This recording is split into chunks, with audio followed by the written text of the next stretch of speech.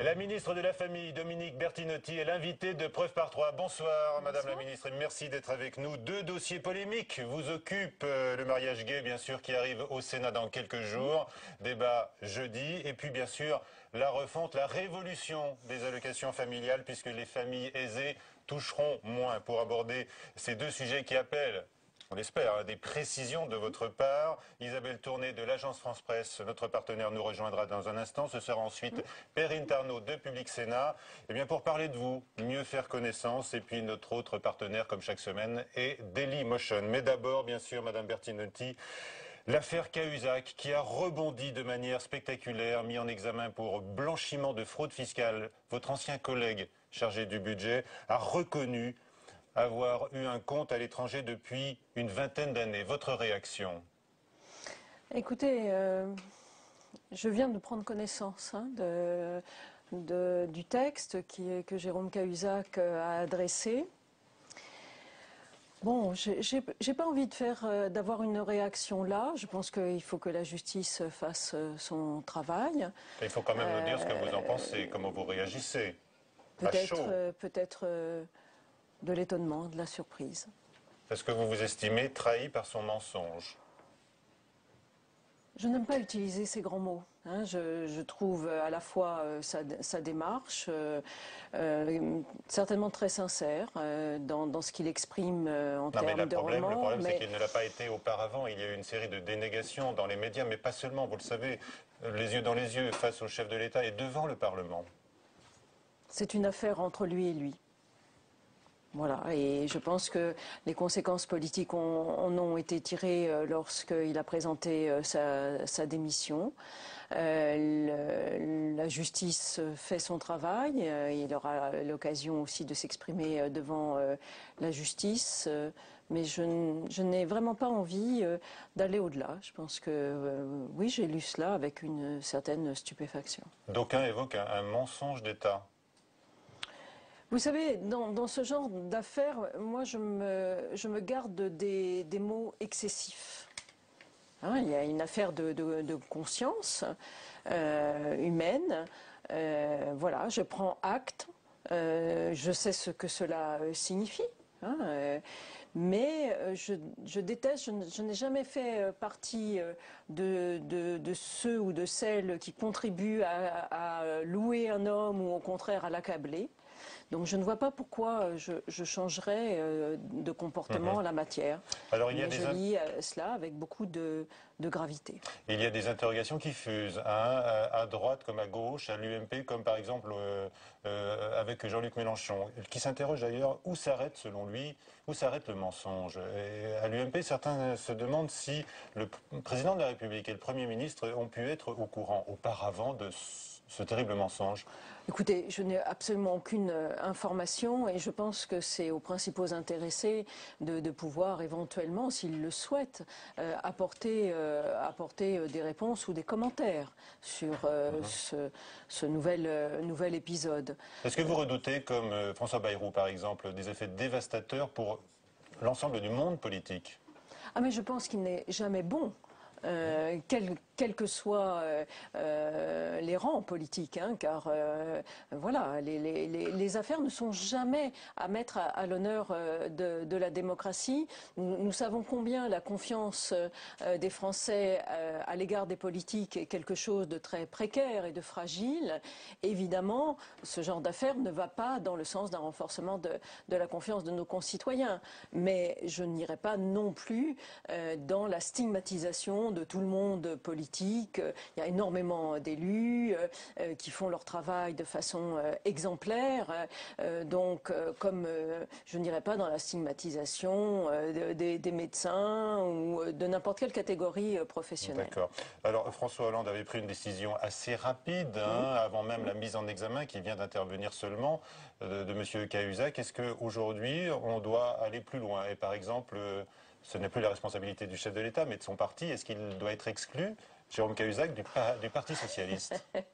Écoutez, je pense que... C'est une question. Oui, c'est une question. Mais alors, vous répondez quoi à cette question? Je ne sais pas. Je pense que là, pour le coup, l'affaire est d'une autre dimension et je ne crois pas que ce soit la priorité des priorités de savoir si Jérôme Cahuzac doit être non, mais si je vous pose la question, du Parti vous considérez qu'il socialiste. serait légitime qu'il ne soit plus, qu'il n'ait plus dans son portefeuille la carte du PS? Vous êtes tout à fait légitime à me poser cette question, mais je suis tout à fait légitime à trouver que cette question, en tout cas ce soir, n'a pas lieu d'être, que ce n'est pas la priorité des priorités. Je vous pose encore une question sur le sujet, hein, c'est embarrassant, mais est-ce que vous imaginez Jérôme Cahuzac revenir sur les bancs de l'Assemblée nationale comme ancien ministre? Enfin, écoutez, nous n'en sommes pas là. Il faut que la justice d'abord passe, qu'elle se prononce.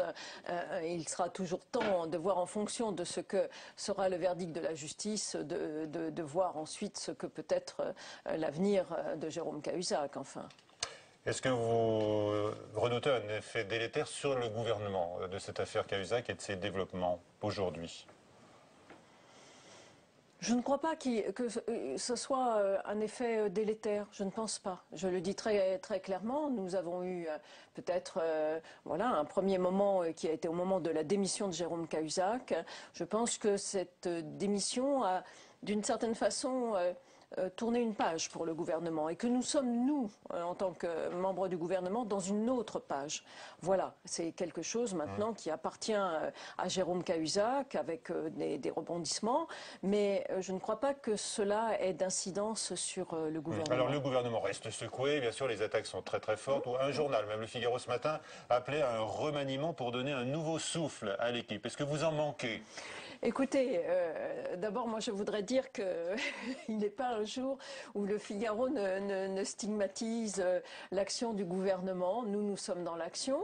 Ils sont dans leur rôle légitime d'opposants, et je le comprends tout à fait. Maintenant, ils pourraient être dans un rôle d'opposant plus constructeur ou constructive. Et je trouve que la façon dont il se comporte depuis le début, je le vois, moi je n'étais pas parlementaire auparavant, donc je découvre ce que sont par exemple les questions d'actualité le mardi et le mercredi, et je trouve une droite qui a du mal à accepter le verdict des urnes, qui a du mal à trouver légitime que la gauche soit au pouvoir. Et elle est au pouvoir pour 5 ans. Elle est au pouvoir pour 5 ans. Les députés ont été élus pour 5 ans. Il n'y aura pas de crise de régime comme le laisse entendre François Fillon ou Henri Guénaud. Mais bien sûr que non. Je trouve très fort, je tiens à le dire, qu'on puisse parler de crise de régime venant de rangs qui n'ont cessé pendant les 5 années précédentes de diviser la société française, de pointer tel groupe contre tel groupe. Vous savez, vous vous souvenez, il y avait ceux qui se levaient tôt contre ceux qui se levaient tard. Il y avait les chômeurs contre les actifs. Il y avait les assistés contre les non-assistés. Attention, certains des mêmes vous font ce reproche aujourd'hui. On va en parler dans un instant. D'ailleurs, ça rejoint les dossiers de votre ministère. Oui, mais je pense que véritablement, ce qui a changé pour le coup, et ce sur quoi tout le monde peut se mettre d'accord, c'est que nous avons rétabli les conditions d'un véritable dialogue. Dialogue avec les syndicats, dialogue avec les associations, dialogue avec les citoyens. C'est-à-dire qu'à un moment donné, on peut avoir le regard que l'on veut sur les réformes et la politique qui est décidée. Mais au moins, nous sommes dans cette démarche d'associer l'ensemble de nos concitoyens, quelle que soit leur responsabilité, à l'élaboration et à la co-construction de cette politique. Je vous parlais d'un remaniement éventuel. On sait que votre amie Ségolène Royal frappe à la porte. Vous pensez qu'elle aurait sa place et qu'elle manque au gouvernement aujourd'hui? Je pense que ce n'est pas des affaires de personnes. Je pense qu'à un moment donné, un remaniement est une chose suffisamment importante et sérieuse pour que ça ait un sens politique. Et donc, voilà, ça appartient au président de la République. S'il estime qu'il n'y a pas cette nécessité, et le jour où il décidera qu'il y a une nécessité, cela lui appartient. C'est pas sous les vociférations de certains à droite on entend certains qui voudraient la dissolution de l'Assemblée nationale, d'autres qui voudraient un remaniement. C'est beaucoup d'agitation. Moi, je préférais entendre des idées très constructives. Nous avons besoin de sortir de la crise, nous avons besoin de l'effort de tous, et le redressement se fera avec tous. Alors, vous l'avez rappelé il y a un instant, vous avez découvert l'Assemblée nationale, notamment la séance des questions d'actualité comme ministre. Auparavant, vous étiez maire du 4e arrondissement de la capitale. capitale, à 1 an des municipales. Est-ce que vous êtes inquiète pour la succession de Bertrand Delanoë? Non, je ne suis pas du tout inquiète. D'abord parce que je sais que Anne Hidalgo saura porter aussi le bilan de 2 mandatures de Bertrand Delanoë, que des éléments comme la moralisation de la vie politique parisienne, comme le développement des logements sociaux ou le développement des places en crèche seront à mettre au crédit de cette municipalité, qu'il y a encore des perspectives d'avenir pour cette ville et qu'elle saura les porter. L'écologiste Jean-Vincent Placé, lui, il se dit extrêmement inquiet. Hein, il estime que la campagne d'Anne Hidalgo manque de dynamique. Nous sommes à 1 an des élections municipales. Nous sommes à 1 an des élections municipales. Donc, et les deux candidats sont à 50-50 pratiquement. Nous sommes au début. J'attends de voir. Je crois que ce sera projet contre projet. Est-ce que vous avez entendu une proposition de Nathalie Kosciusko-Morizet? Moi, je n'en ai pas entendu. Mais son profil, on peut déjà le juger. Et on dit qu'elle a le bon profil sociologique, un peu bobo compatible. Vous savez, moi je respecte vraiment la diversité de l'électorat parisien. Il n'est pas que, comment vous dites, bobo, écologie, compatible. Oui. Je veux dire, il y a aussi des hommes et des femmes qui appartiennent à toute classe sociale à Paris et qui voteront. Alors, pour revenir d'un mot sur l'affaire Cahuzac, sachez que les mots employés par François Hollande sont ceux-ci. Il dénonce une faute morale impardonnable. C'est un petit peu ce que vous nous disiez avec une certaine gêne au début de cette émission, évidemment, pour on ne peut pas se condamner un homme. On ne peut pas se satisfaire de ce type de situation. En plein désarroi après sa faute et son mensonge. Merci. On va maintenant aborder en détail les 2 sujets de votre ministère qui font polémique, je le disais tout à l'heure, le mariage gay donc, et puis les allocations familiales avec Isabelle Tourné de l'agence France Presse. Mais on va d'abord voir comment s'annonce le débat au Sénat sur le mariage pour tous. Ce sera donc jeudi. Moins d'invectives apparemment, mais les opposants... Moins d'amendements aussi. Moins d'amendements, mais attention, vous allez le voir, les opposants ne désarment pas. Mathilde Bélanger. Un peu moins de 200 amendements déposés par l'UMP au Sénat, on est bien loin des quelques 5000 débattus en janvier à l'Assemblée nationale. Cette fois, pas de doublons artificiels ni de propositions farfelues, l'UMP veut un débat serein. Nous voulons apparaître comme particulièrement sérieux et étayés dans nos discussions. Et donc démontrer qu'en réalité, le travail a été insuffisamment préparé et que de trop nombreux points restent dans l'ombre, notamment ce qui concerne l'adoption. C'est un débat qui sera valorisant pour le Sénat, parce qu'il faut penser à ça aussi. Je pense que les insultes, les horions, tout ça, ça ne grandit pas l'image des assemblées. Des 2 côtés, chacun fait ses comptes. Au Sénat, la majorité dispose de 6 voix d'avance sur l'opposition. Mais à droite comme à gauche, des voix dissidentes se font entendre. 4 sénateurs UMP ont annoncé qu'ils voteront pour. D'autres, comme Roger Karoutchi, ont prévu de s'abstenir. À l'UDI, Chantal Jouanneau fait également partie des partisans du texte. On n'est pas nombreux à droite à être clairement pour le texte. Beaucoup vont s'abstenir. Beaucoup, y compris de mes collègues, vont s'abstenir parce qu'ils sont, comme je vous le disais, pour le mariage, mais pas pour l'adoption plénière, enfin pas pour le futur texte PMA-GPA. Donc ils vont s'abstenir, donc plutôt minoritaire, mais je pense vraiment qu'il passera. J'ai pas tellement de doutes sur le sujet. À gauche, l'interrogation porte surtout sur les sénateurs de l'Outre-mer. Plusieurs d'entre eux pourraient s'abstenir, voire voter contre, car leurs électeurs sont en majorité hostiles au projet. Même si les pro-mariages sont confiants, le vote s'annonce plus serré qu'à l'Assemblée.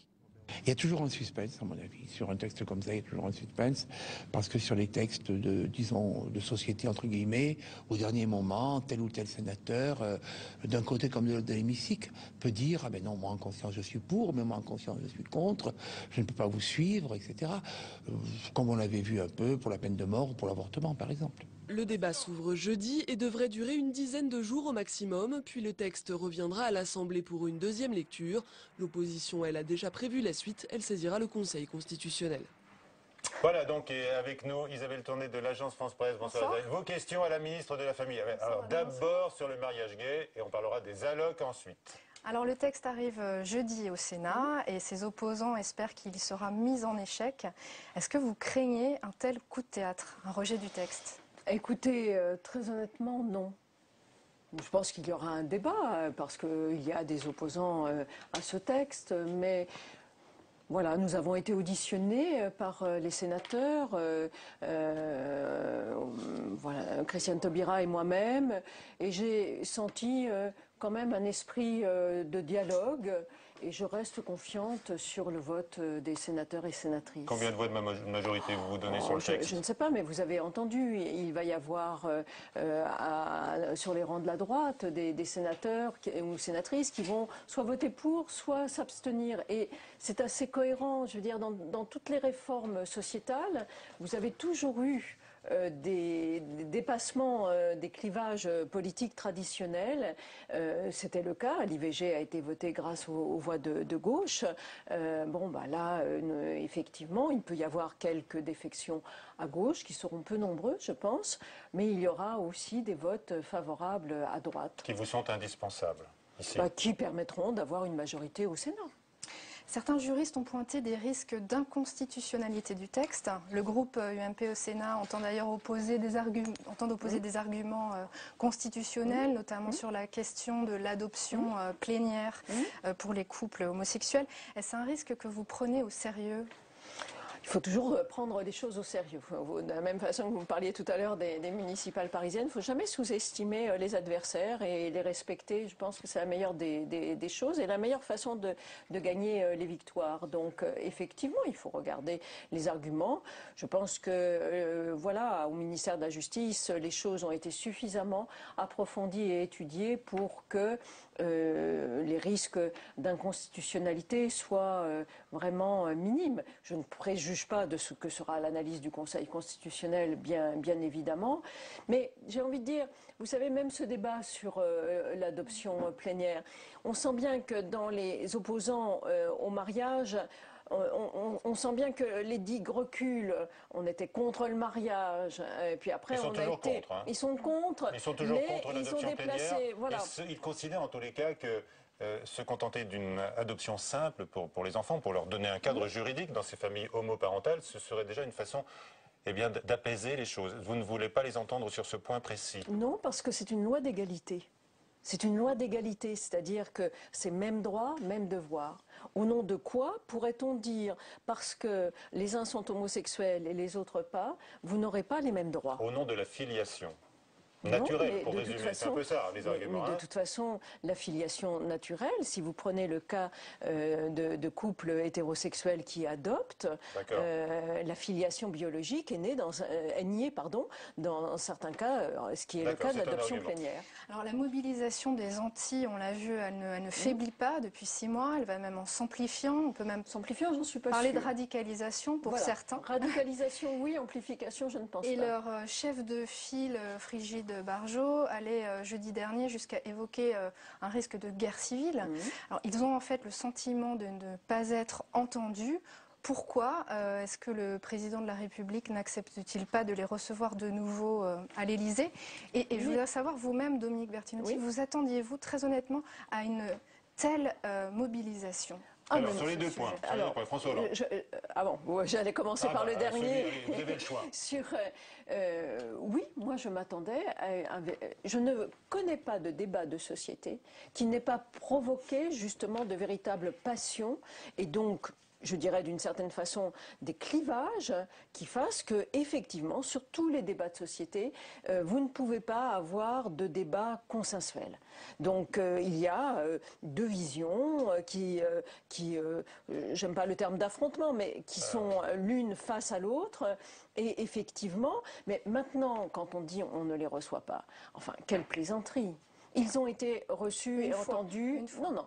Par François Hollande, mais ils ont été reçus et entendus par Christiane Taubira et par moi-même. Ils ont été reçus et entendus au moment des auditions par l'Assemblée nationale. Ils ont été reçus et entendus au moment des auditions par le Sénat. Donc, ce que je constate aujourd'hui, c'est que pour eux, être entendus, c'est renoncer au texte. Et renoncer au texte, ça serait de dire, écoutez, il n'y a qu'un seul modèle de famille possible en France. Le modèle classique.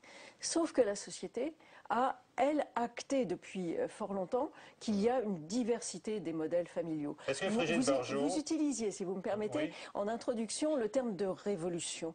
Et Pour les allocations familiales. Hein. Oui, mais je vais vous dire, la révolution, si révolution il y a, c'est la révolution silencieuse des familles. Depuis les années 70, les modèles familiaux se sont diversifiés. Il y a des familles homoparentales, il y a des familles recomposées, il y a des familles monoparentales, il y a des familles classiques.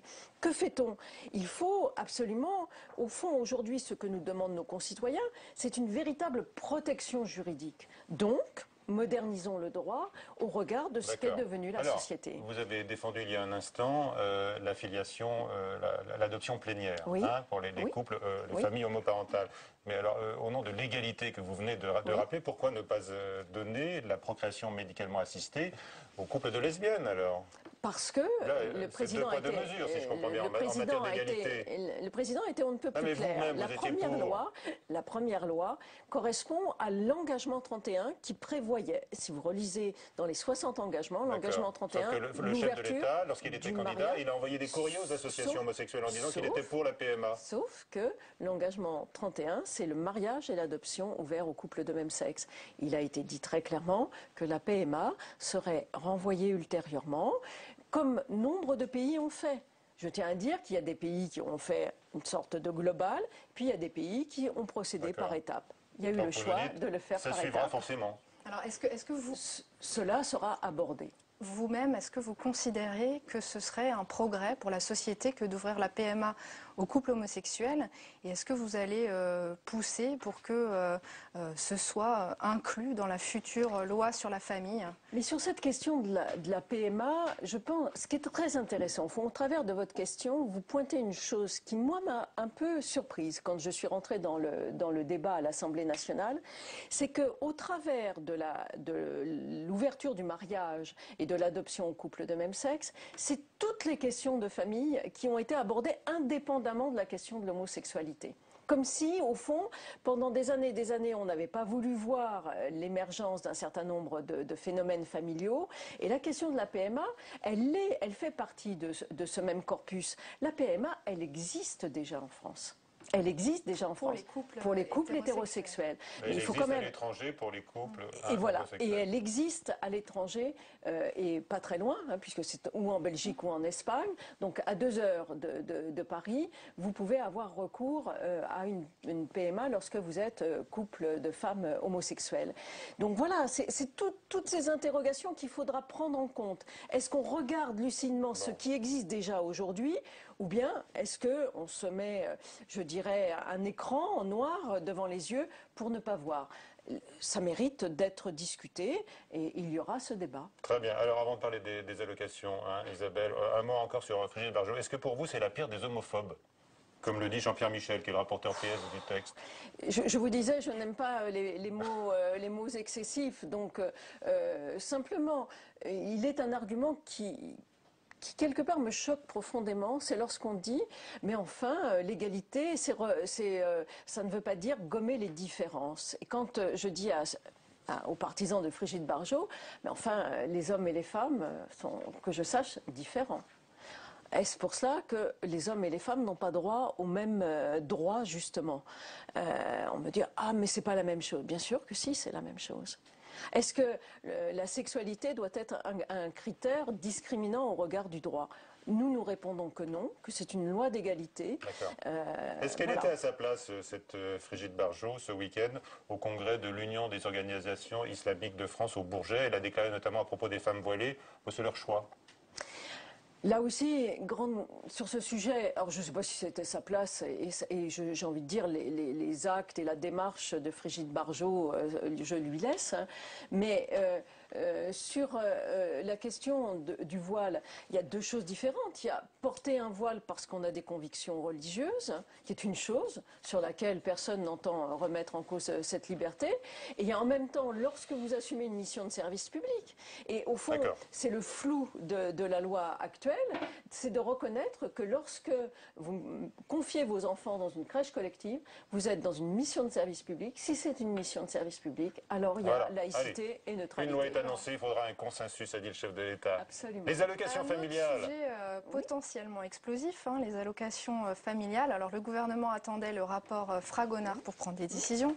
Ce rapport, il a été dévoilé aujourd'hui dans la presse et il prévoit une modulation notamment des allocations, c'est-à-dire que les plus riches toucheront moins. C'est précisément ce qu'a dit François Hollande jeudi dernier. Il a aussi dit qu'on ne toucherait pas au principe d'universalité des allocations, mais il avait promis avant que les allocations resteraient les mêmes pour tout le monde. Alors est-ce qu'un tabou est tombé ou... D'abord, si vous regardez les multiples sondages qui sont sortis sur cette question, les Français sont plutôt favorables justement à cette modulation.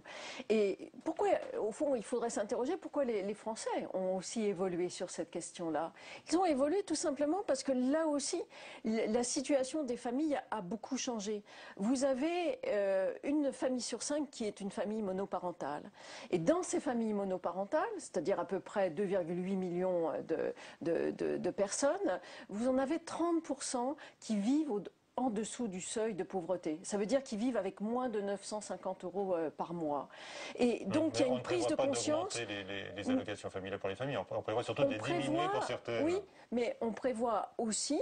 Pourquoi je dis ça ? Hein, 2 milliards. Il faut faire des économies, mais en même temps, le Premier ministre s'est engagé au renforcement de certaines prestations.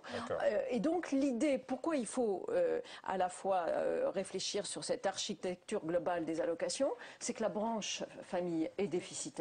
2,6 milliards. Je tiens à dire qu'en 2007, elle ne l'était pas et que le déficit n'a cessé de se creuser sous le précédent. C'était une année exceptionnelle, disent certains experts. Et d'autres disent que si la branche famille est en déficit, c'est parce qu'on a puisé dedans pour alimenter la branche vieillesse. Alors, c'est pas la faute de la branche famille. Oui, mais alors qu'est-ce que l'on fait ? Qu'est-ce que l'on fait ? On diminue encore les retraites, on considère que le vieillissement est une chose que l'on ne doit pas accompagner et qu'on ne doit pas être solidaire entre générations. Moi, je pense qu'il est beaucoup plus raisonnable de regarder effectivement quelles sont les catégories qui ont le plus besoin de ces allocations familiales, parce que au fond, le coût, j'aime pas beaucoup utiliser ce terme-là, mais le coût de l'éducation d'un enfant est vraiment le même dans des familles très modestes, dans des familles de classe moyenne que dans des familles aisées. Simplement, le niveau des revenus n'assure pas le même type d'éducation. Alors nous savons bien que les arbitrages ne sont pas encore rendus, qu'ils vont l'être dans les prochains jours, mais je voudrais quand même savoir, vous-même, Madame Bertinotti, à partir de quel seuil de revenus vous considérez qu'un ménage pourrait se passer d'une partie des allocations familiales ? Je suis solidaire d'un gouvernement. Je suis solidaire des arbitrages qui seront rendus par le président de la République et le Premier ministre. Donc mon avis personnel n'a, en l'occurrence, pas d'importance. C'est au regard, effectivement, de la façon dont on peut combler ce déficit, de respecter, de pouvoir réorienter une politique mieux ciblée vers les plus modestes et de savoir aussi tenir compte que les classes moyennes doivent aussi pouvoir bénéficier de ces allocations familiales. Donc aujourd'hui, rien n'est arbitré sur, en clair, où sera placé le curseur. Vous avez vu, puisque dans la presse, les schémas sont explicités, eh bien, nous ne sommes pas encore au temps de l'arbitrage, qui viendra très rapidement. Mais laissez déjà le président du Haut Conseil à la famille remettre officiellement au Premier ministre son rapport, ce qu'il n'a pas fait. Pourquoi ne pas aller encore plus loin et ne pas être plus radical finalement ? Pourquoi tenir tant à ce principe d'universalité ? Parce que si une famille se retrouve par exemple avec 40 € d'allocation par mois, tout en gagnant 6, 7 ou 8 000 €, on peut estimer que ça ne changerait pas beaucoup les choses pour elle. Oui, alors pourquoi maintenir à tout prix finalement ce principe d'universalité ? Parce que je pense que c'est une façon de dire que la République reconnaît tous ses enfants. Voilà.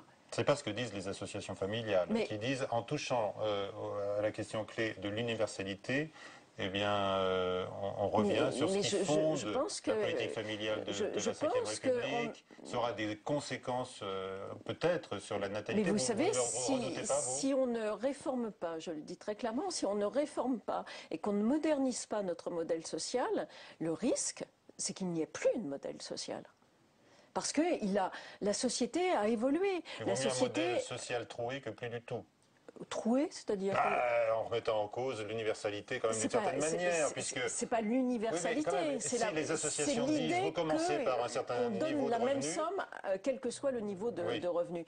Moi, je dis simplement, j'entends bien les associations familiales, je leur dis simplement, regardez, écoutez attentivement nos concitoyens. Nos concitoyens, y compris dans les classes les plus aisées, sont prêts à entendre effectivement qu'ils perçoivent moins en termes d'allocation familiale.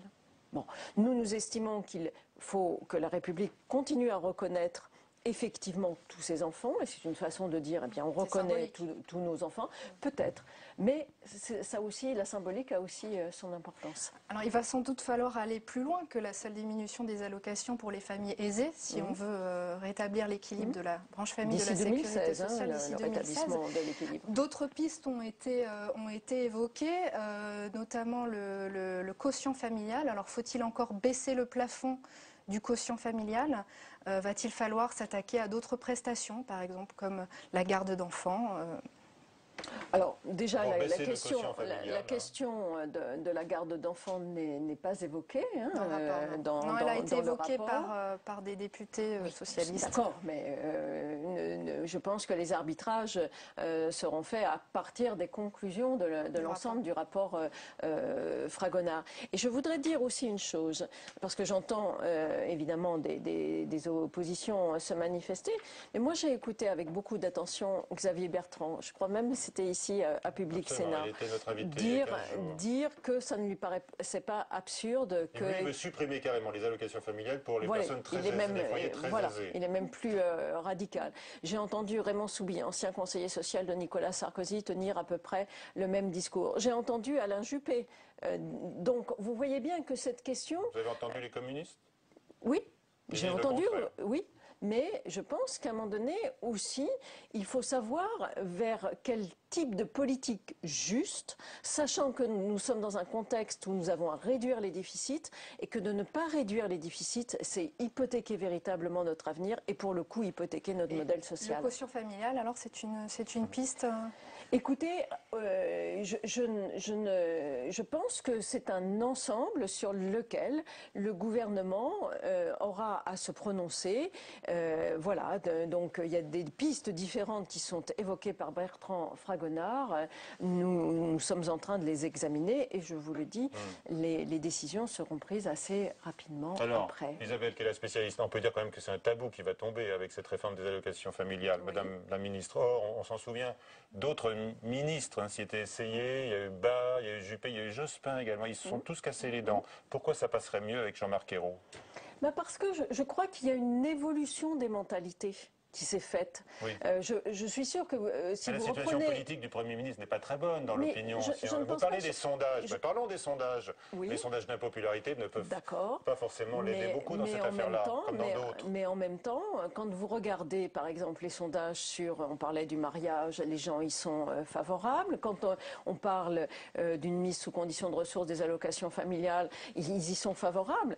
Je pense que c'est bien aussi qu'il y ait des évolutions dans le temps. Les gens sont tout à fait conscients qu'il y a la crise et qu'à un moment donné aussi ce qui fait la force de notre modèle, c'est bien la solidarité. C'est bien à un moment donné essayer de faire en sorte que même dans les difficultés, même dans les épreuves, personne ne soit laissé sur les bords du chemin. Allez, Isabelle Tourné, encore une question?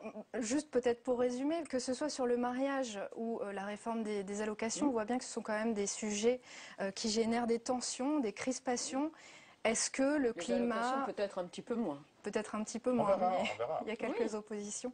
Est-ce que dans le climat social actuel, ces réformes sont vraiment opportunes? Je vais vous répondre de façon différente pour les deux réformes. Les allocations, c'est vraiment... nous ne pouvons pas continuer à ne pas lutter contre les déficits. Et je le répète, ne pas lutter contre les déficits, c'est hypothéquer notre avenir. Donc c'est totalement opportun. Sur le mariage, il n'y a pas incompatibilité entre réforme sociétale, réforme sociale. Je le dis, même si ça agace certains, en 1944, en pleine reconstruction, au moment de la libération, en pleine reconstruction, De Gaulle a donné le droit de vote aux femmes. C'est vrai que l'Élysée vous dit quand même d'en faire le minimum là, avec votre prochaine loi sur la famille à la fin de l'année, là. Pas du tout, parce bon. que ça concernera l'ensemble des familles. Et pour le coup, parler du statut du beau-parent, parler de réforme de l'adoption, parler de médiation familiale, ça fait partie du quotidien. Au minimum pour calmer un peu les esprits. D'accord, voilà, c'est clair. Des On verra Français. ça à la fin d'année. Isabelle, merci d'avoir été avec nous. Aujourd'hui, on va parler maintenant de vous, Madame la Ministre, avec Perrine Tarnaud. On vous connaît peu, en effet. Marie Brémaud dresse votre portrait. Dominique Bertinotti est une femme fidèle. À un homme tout d'abord, son mentor, François Mitterrand. Il la repère et la charge en 1992 du suivi des archives présidentielles et de la création d'une fondation qui deviendra l'Institut François Mitterrand. Fidèle ensuite à une femme, Ségolène Royal. Soutien de la première heure en 2006, Dominique Bertinotti était encore aux côtés de la présidente de région durant les primaires socialistes de 2011, puisqu'elle était sa directrice de campagne. Mais en même temps, elle a eu beaucoup de courage de rester aux côtés de Ségolène Royal, dont on a été quelques-uns à faire jusque la dernière primaire socialiste, dans la mesure où, sincèrement, il y avait plus de coups à prendre que d'avantages à gagner. Donc, elle a montré qu'elle était capable de se placer dans des situations difficiles qui ne lui garantissaient pas le succès. Les mauvaises langues disent qu'elle ne doit son entrée au gouvernement qu'à sa proximité avec Ségolène Royal. Mais les habitants du 4e arrondissement de Paris savent que celle qui fut leur mère pendant plus de 10 ans est une bosseuse tenace et convaincue. Et visiblement, ceux qui la côtoient ne restent pas longtemps insensibles à cette socialiste engagée. C'est le cas de son ami et éditeur Jean Ferreux. Quel regard je porte sur la femme? Alors je vais vous faire une réponse de macho, je la trouve très séduisante. Elle n'est pas manipulatrice. Elle est séduisante dans la mesure où il émane d'elle une séduction naturelle. Séductrice, mais attention, quand l'historienne de formation a une idée en tête, difficile de la faire changer d'avis. En à peine quelques mois, la ministre de la Famille s'est forgée une réputation de femme de caractère. Certains parlent même d'intransigeance. Voilà, ça vous fait rire. Oui, bien sûr. Quoi, de ne pas être traitée de manipulatrice. C'est bien. Ah, c'est vrai. Ah, c'est bien. C'est vrai. Ça, je revendique totalement. Bon. Je ne suis pas manipulatrice, ça ne m'intéresse pas. Perrine Tarnaud est avec nous. Bonsoir, Perrine. Bonsoir, mais vous assumez l'intransigeance? Je pense que j'ai des convictions, oui, et je pense que quelquefois, il faut... Alors, on peut le faire avec plus ou moins de souplesse. J'espère qu'avec le temps, j'ai acquis cette souplesse nécessaire. Mais je pense aussi qu'il ne faut pas être dans le conformisme. C'est peut-être un apprentissage justement de François Mitterrand et de Ségolène Royal, que de ne pas être dans le conformisme.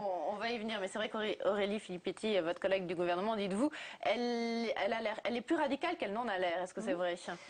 J'ai des convictions, je les assume totalement, et puis je pense que je fais cette fonction, que ce fût celle de maire ou de ministre, avec les engagements, une grande clarté, une grande transparence, et après c'est le verdict des urnes, je m'y plie totalement. Vous êtes tenace. Et si par exemple le gouvernement... Oui, je peux dire tenace à intransigeante.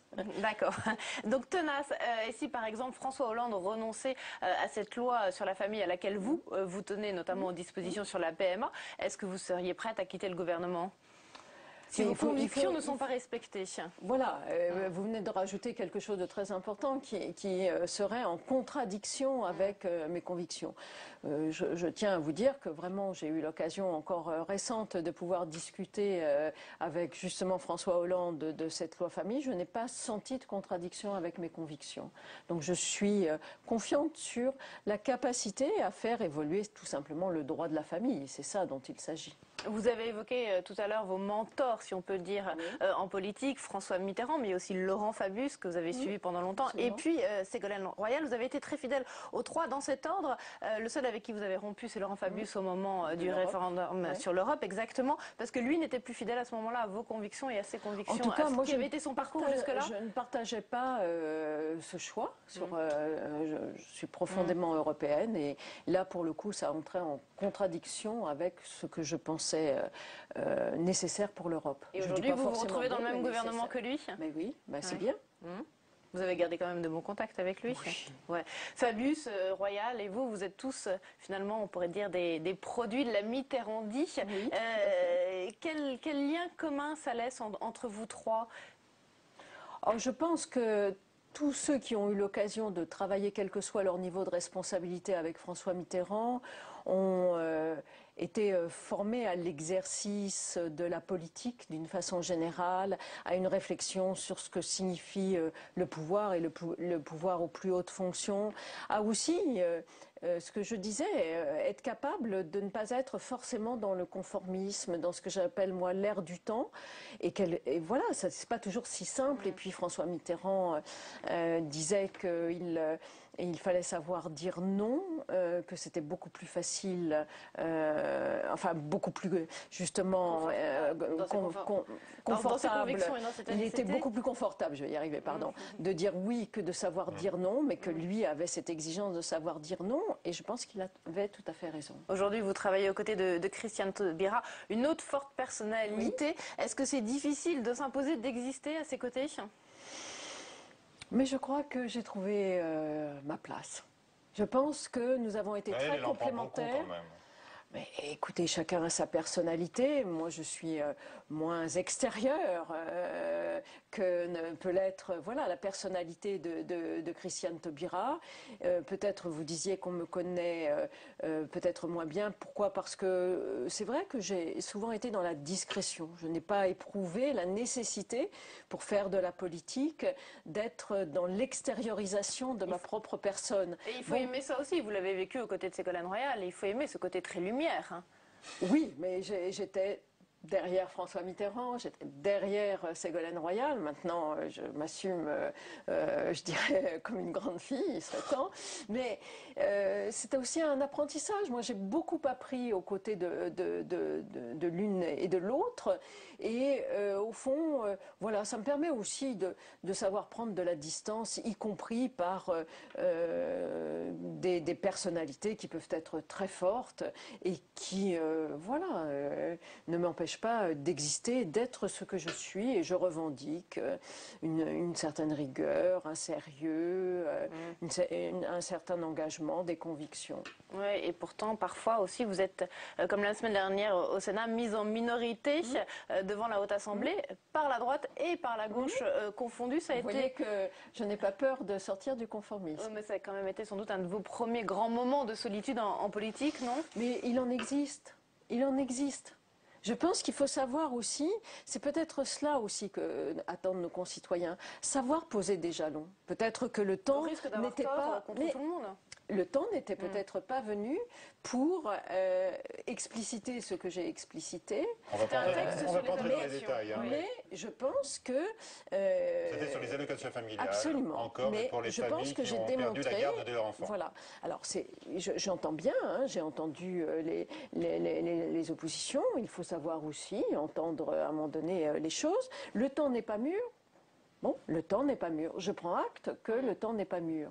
Est-ce que pour cela, il faut renoncer à ses convictions ? Non, je pense que nous aurons l'occasion de revenir sur l'ensemble de ces sujets. D'un mot ou deux ou trois d'autres exemples de votre anticonformisme. Vous avez des exemples, hein, très rapidement ? Je pense que ça a été dit par Gaëtan Gors et c'était juste. Choisir Ségolène Royal au moment des primaires, ça n'était pas un choix. Il fallait du courage. On sait, mais je ne sais pas, d'autres sujets de société sur lesquels vous seriez anticonformiste, je ne sais pas, non ? Je pense que c'est plutôt dans la démarche. C'est-à-dire qu'à un moment donné, je ne suis pas là pour plaire. Voilà. On m'a souvent dit, mais vous allez encore le démontrer à partir de jeudi. On m'a souvent dit, mais vous n'allez pas satisfaire telle ou telle partie de votre électorat. Bah oui. Je prends aussi ce risque. Et je me suis rendu compte que comme maire d'arrondissement, j'ai eu l'occasion d'avoir des habitants qui vous sont toujours reconnaissants d'être dans la clarté et la transparence. Merci d'avoir été avec nous. Merci Perrine. La semaine prochaine, notre invitée sera Marine Le Pen. Bonsoir à tous.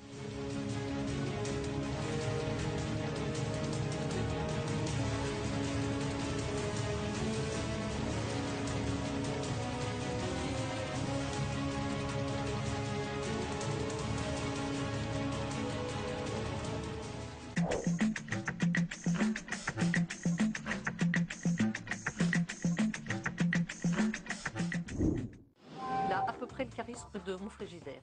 C'est-à-dire que moi, ça fait 10 ans que je travaille à la mairie dans son opposition. La phrase la plus longue qui m'est adressée, c'est de me dire « Bonjour Madame Josan, comment allez-vous » Mais de qui parle-t-elle? Tout simplement de celui qui, dans la vie politique française, essuie traditionnellement le plus de critiques, à savoir le Premier ministre.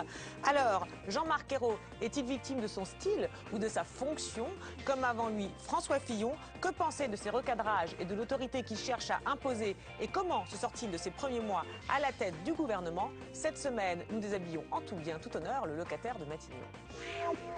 Déshabillons-les. Demain à 18h15 sur Public Sénat.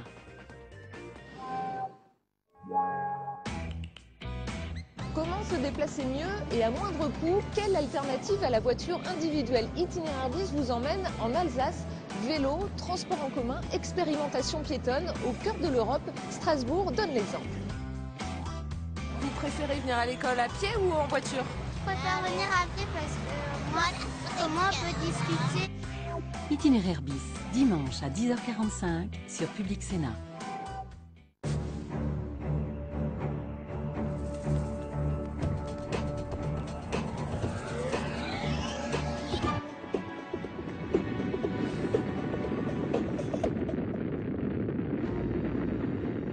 Regardez cette fusée qui décolle, c'est une fusée V2, en fait, le premier missile balistique de l'histoire. Des bombes volantes mises au point par les ingénieurs d'Hitler. Pendant la dernière guerre mondiale, plus de 1300 d'entre elles se sont abattues sur Londres et plus encore sur le port d'Anvers et même quelques-unes sur Paris.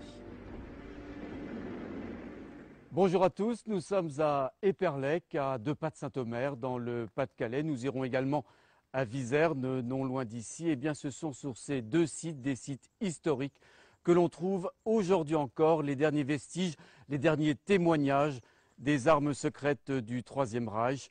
Des témoignages faits de pierre, de ferraille et de béton. Tombe des bombes, ça boum sur boum sublime. Des plombes que ça tombe, un monde immonde s'abîme. Rock around the bunker, rock around, rock around. Rock around the bunker, rock around, rock around. Bonjour Hubert de Mégine. Bonjour. Vous êtes le propriétaire de ce site d'Éperlec et quand on arrive ici, on est extrêmement surpris par le gigantisme du site. Est-ce vrai qu'il s'agit là d'un des blocos les plus importants d'Europe? Oui. Si l'on le compare avec des bases sous-marines, je dirais non. Mais en volume aérien extérieur, effectivement, c'est le plus grand d'Europe. Alors ce blocos a été très rapidement construit. Finalement, qui l'a construit, ce blocos? Alors ce blocos a été construit dans un temps record, puisqu'il a été construit en 9 mois avec 2 vagues de construction. Alors c'est les Allemands qui l'ont construit, c'est l'équipe de Floss qui s'est occupée de la construction du blocos d'Éperlec, comme la majorité des blocos qui ont été construits sur le littoral et en général. C'est Hitler qui a décidé et voulu ce blocos, un blocos finalement extrêmement polyvalent. Alors, le blocos d'Éperlec est une usine qui regroupe une première usine de réception, de stockage de 108 fusées. Après, ces fusées vont passer dans une deuxième chaîne, qui est une chaîne de préparation au pas de tir. Et après, il y aura 2 pas de tir commandés par une tour de contrôle qui sera à l'extérieur du blocos. C'est-à-dire que les fusées elles-mêmes, ces fameux V2, n'étaient pas construits ici, ils étaient construits ailleurs, en Allemagne. Les V2 étaient construits à Dora, dans une usine souterraine, puis ils étaient acheminés jusqu'à Éperlec via éventuellement des silos de stockage. Et d'ici était prévu de lancer 36 fusées par jour, avec 2 pas de tir. Alors je voudrais qu'on revienne un petit peu sur la situation géographique du site. Nous sommes en pleine forêt, la Manche n'est pas très loin, Londres non plus, Londres qui est l'objectif d'Adolf Hitler. Alors les Allemands ne pouvaient pas trouver mieux. Dans un triangle entre Dunkerque, Boulogne et Saint-Omer, et Calais si vous voulez, nous sommes à l'intérieur des terres, à 20-25 km de la côte, hors des portées de canons de marine. Seule attaque aérienne peut être possible, mais ce massif forestier s'élève à 87 mètres d'altitude. Donc les attaques resteront relativement hautes. Plus vous êtes haut, moins vous êtes précis. Alors, ces attaques, parlons-en précisément. Les Britanniques, bien sûr, ont un œil sur ce Bokos d'Eperlek et leur super forteresse, leurs bombardiers aussi. C'est en 1943 qu'ont lieu des bombardements massifs du site. Oui, l'idée c'est de stopper les travaux de telle manière que les Allemands n'aient plus la force et la puissance de redémarrer un tel chantier avant la fin de la guerre. Et il y a eu des bombardements avec des bombes Tallboy. Bombes Tallboy qui sont des grosses bombes de 6 tonnes, qui sont larguées à un peu plus de 5000 pieds et qui arrivent au sol avec un poids d'une vitesse à peu près de Mach 2, 2 fois la vitesse du son, donc s'enfoncent en profondeur dans le sol et quand elles explosent, elles ont un phénomène de tremblement de terre et disloquent un peu tout. Eh bien, merci beaucoup Hubert de Mégine. Au revoir et merci.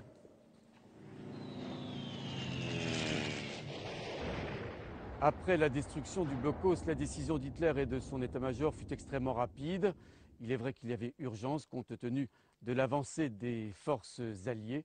Décision est donc prise de transférer les activités de ce site, celui d'Eperlek, sur un autre site, lui aussi destiné à lancer des fusées V2, un site situé sur la commune de Viserne, non loin d'ici.